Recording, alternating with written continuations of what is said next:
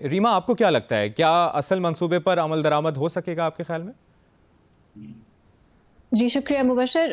Chronology exactly क्या है जो मुझे समझ आता है कि एक एग्रीमेंट हुआ मुस्लिम अरब ममालिक के साथ प्रेसिडेंट ट्रंप का। उसके बाद उसमें कुछ चेंजेस कर दी गई नेतन्याहू के कहने पर। और अब असल मंसूबा जो पाकिस्तान, कतर और बाकी अरब ममालिक कह रहे हैं वो उस इनिशियल ड्राफ्ट को कह रहे हैं, if I am not mistaken, जिस पे उनकी एग्रीमेंट थी। और वो जो नेतन्याहू की तरफ से तरामीम की गई उनको रिजेक्ट कर रहे हैं। मुझे ये क्रोनोलॉजी समझ आती है, या उसके बाद एक और कोई नेगोशिएशन का राउंड हुआ, उसमें मजीद कुछ तरामीम तजवीज़ की गई। ये मुझे तो मैंने ये नहीं कहीं रिपोर्टेड पढ़ा, आप शायद मुझे गाइड कर सकें अगर ऐसा मामला है तो अगर हम इस क्रोनोलॉजी पे चलें तो जो आप जिस मुआहदे की बात कर रहे हैं, जिन पॉइंट्स की बात कर रहे हैं, वो हैं जो नेतन्याहू की अमेंडमेंट से पहले का ड्राफ्ट है, राइट? जी। सो ऑब्वियसली एग्जैक्टली उस ड्राफ्ट पे तो मेरा ख्याल है जाना मुश्किल है। अब आगे तरामीम हो गई हैं, वो प्रेसिडेंट ट्रंप ने अनाउंस भी कर दी हैं। लेकिन जैसे हमने कल बात की, और मेरा ये मानना है कि जो जंग है वो खत्म होनी चाहिए, सीज फायर होना चाहिए। जिन लोगों की हर रोज सैकड़ों लोगों की जान जा रही है वो रुकनी चाहिए। उसके लिए जो भी हो सके वो करना चाहिए एज अ फर्स्ट स्टेप। कुछ महीने बाद सिचुएशन इतनी एग्रीवेट हो जाएगी कि जो लोग बच गए हैं पता नहीं उनके लाइफ स्पैन्स कितने रह जाएंगे गजा में। तो ये एक मामला बहुत एक्सट्रीम अर्जेंसी की तरफ हमें मतलब पुश करता है। तो कुछ ना कुछ अग्रीमेंट तो होना चाहिए। लेकिन मुझे ऐसा, ये मेरा मानना है कि बहुत सी ऐसी चेंजेस दुनिया में आई हैं, लोगों में आई हैं। जिस तरह फलस्तीन को, इजराइल को देखा जाता है, जिस तरह की सैंक्शंस प्रपोज हो रही हैं, जिस तरह के इजराइल को क्लियरली अग्रेसर के तौर पे पेश किया जा रहा है, समझा जा रहा है, अदालतों के बैनुल-अक़वामी फैसले आ रहे हैं, मेरा ख्याल है इजराइल बैकफुट पे है।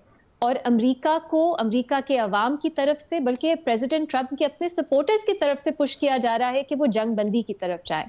इस सिचुएशन में मेरा ख्याल है इस तरह नहीं सोचना चाहिए कि जो भी इजराइल जिस चीज पे भी एग्री कर ले बस हमें उसको वेलकम करना चाहिए, सेलिब्रेट करना चाहिए। मेरा ख्याल है इजराइल और अमेरिका को थोड़ा पुश किया जा सकता है एक ऐसे अग्रीमेंट की तरफ जिसमें कुछ फलस्तीनियों के लिए भी हो। क्योंकि जो कल 20 नुकात सामने आए थे, मैं अभी भी कहूंगी वो मॉरली, लीगली, हर तरह से बहुत प्रॉब्लमैटिक है। लेकिन ये भी मैं समझती हूँ कि दुनिया आइडियल नहीं है। प्रैक्टिकली ज़रूरत है इस वक्त सीज फायर की, अर्जेंसी की बुनियाद पे। तो उसमें मेरा ख्याल है कुछ चेंजेस करके कुछ एग्रीमेंट तक पहुंचा जा सकता है। ये जो कतर की आपने बात की, उस एग्जीक्यूटिव ऑर्डर की, ये भी दिलचस्प है कि क्या ये कतर पे थोड़ा प्रेशर डालने के लिए है कि वो हमास को मतलब प्रेशराइज करें मजीद, कि वो अग्री करें किसी ना किसी सीज फायर या पीस के मुआहदे पे, या ये दिखाता है कि कतर की तरफ से, क्योंकि एक बहुत स्ट्रॉन्ग मुखालफत आ रही है, वो कह रहे हैं हमारे अमेंडमेंट्स ऐड की जाएं। क्या इसका मतलब ये है कि प्रेसिडेंट ट्रंप की तरफ से कुछ लचक दिखाई जाएगी जो अब हमारे सामने मुआहिदा है उस पर? ये इंटरेस्टिंग सवालात हैं और आने वाले दिनों में हमें इसका जवाब मिलेगा। तो मैं यही उम्मीद करती हूँ कि इस प्लान को आगे लेके जाके कुछ बेहतरी की तरफ लेके जा सके हम, और इमीडिएट सीज फायर हो और इसराइल की जो फोर्सेस है उनका विड्रॉल हो गजा से।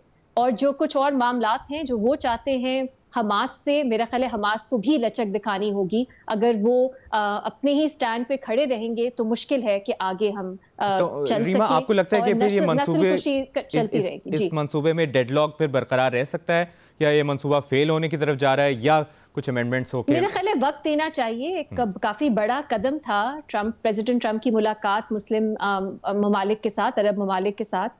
तो एक हम कोई मूवमेंट तो देख रहे हैं, तो फॉरेन एटलीस्ट मैं नहीं कहूंगी कि अब डेडलॉक आ गया है, let's wait and see and hope for the best. मुझे लगता है कुछ ऐसी चीजें हो रही हैं कि इस पे कुछ बेहतरी की तरफ, या इस पे कुछ ना कुछ अग्रीमेंट की तरफ बढ़ा जाए। ऑफ कोर्स इसमें एक बेसिक बात यह है कि क्या गुड फेथ में एक्ट कर रहे हैं प्रेसिडेंट ट्रंप, ये बहुत एक इम्पॉर्टेंट सवाल है।